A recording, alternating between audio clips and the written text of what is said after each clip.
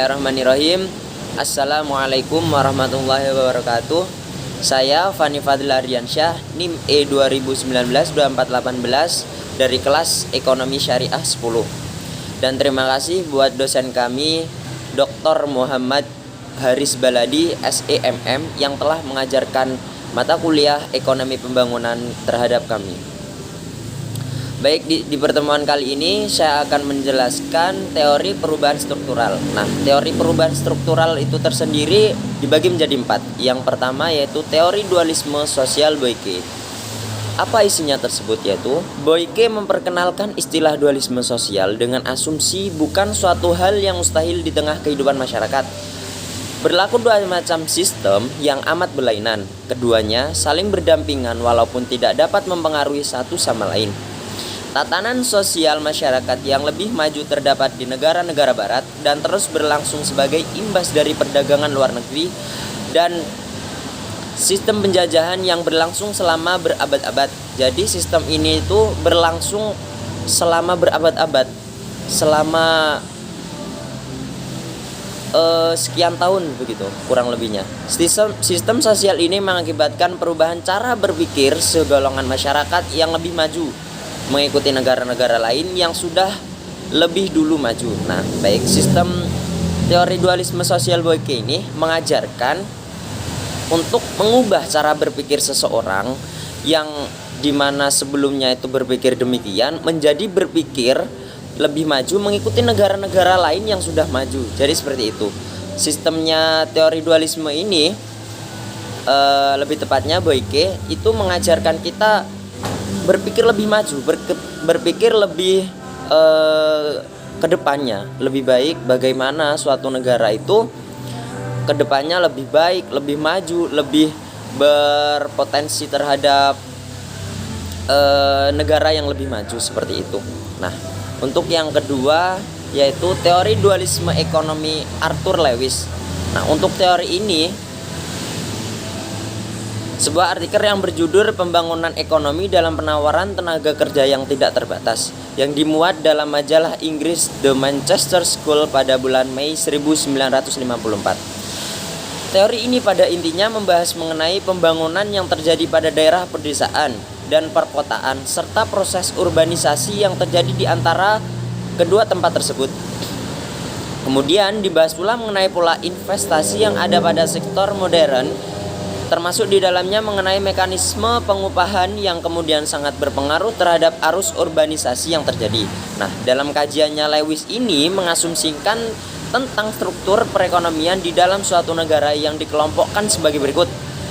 Number 1, perekonomian tradisional, di mana diasumsikan di daerah pedesaan di mana berlaku sistem perekonomian tradisional produktivitas yang dihasilkan sangat rendah dengan jumlah tenaga kerja yang berlebih atau surplus tenaga kerja yang terjadi terkait dengan sistem perekonomian yang masih tradisional yang ditandai dengan kehidupan masyarakat yang berada pada tingkat sangat rendah sebagai akibat tingkat perekonomian yang juga masih sangat rendah. Jadi kurang lebihnya seperti itu.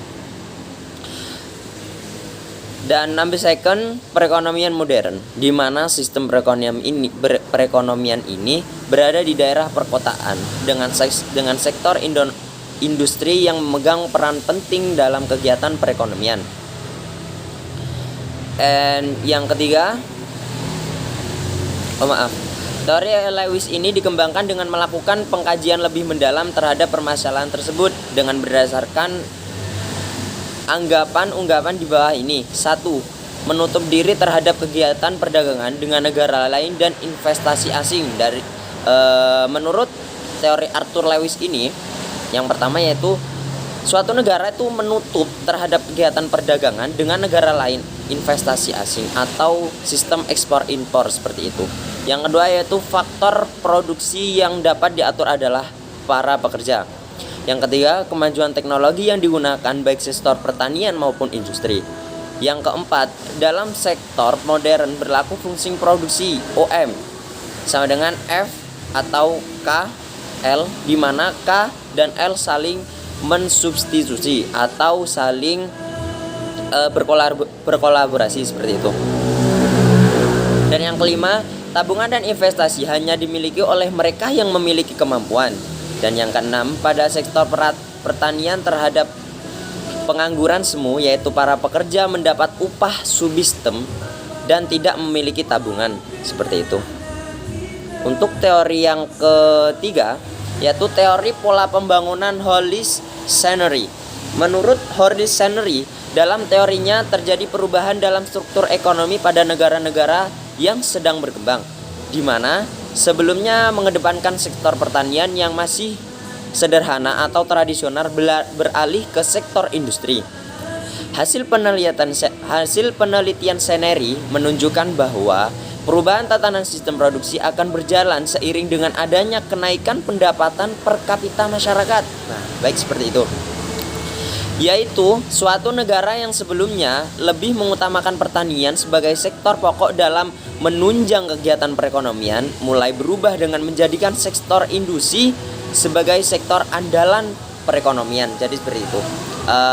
Untuk Hollis-Sanery itu intinya itu mengubah yang awalnya itu pertanian sebagai sektor pokok dalam menunjang kegiatan menjadi sektor industri sebagai sektor andalan perekonomian, seperti itu. Baik, untuk yang selanjutnya yaitu teori akumulasi modal Harrod sampai dengan Domar. Teori Harrod-Domar dikembangkan oleh Roy F. Harrod dari Oxford University dan F. Domar dari Massachusetts Institute of Technology. Baik, Harrod maupun Domar mengungkapkan teorinya masing-masing pada kurun waktu yang berbeda. Akan tetapi inti pemikiran keduanya sama, maka dikenal dengan teori Harrod-Domar. Teori Harrod-Domar pada intinya menyempurnakan teori Keynes yang membahas tentang kegiatan perekonomian dan tenaga kerja dalam lingkup nasional yang sifatnya bukan jangka panjang. Hal inilah yang mendorong Harrod-Domar untuk mencari suatu formula yang dibutuhkan suatu negara agar apa? Agar perekonomiannya dapat tumbuh tidak hanya dalam jangka pendek saja, ataupun yang dikenal dengan perekonomian yang tumbuh dan berkembang dengan mantap atau steady growth. Nah, teori Harrod-Domar menekankan bahwa investasi dapat mempengaruhi baik terhadap permintaan maupun penawaran agregat melalui penambahan pendapatan dan kapasitas produksi. Pendapatan real dan output akan tetap mengalami kenaikan dengan tetap mempertahankan investasi neto. Di sisi lain, tingkat equilibrium pada pekerjaan penuh harus dipertahankan, maka baik pendapatan nyata maupun output harus mengalami laju peningkatan yang sama pada saat kapasitas produksi meningkat. Baik, seperti itu kurang lebihnya dari saya, Fani Fadil Ardiansyah.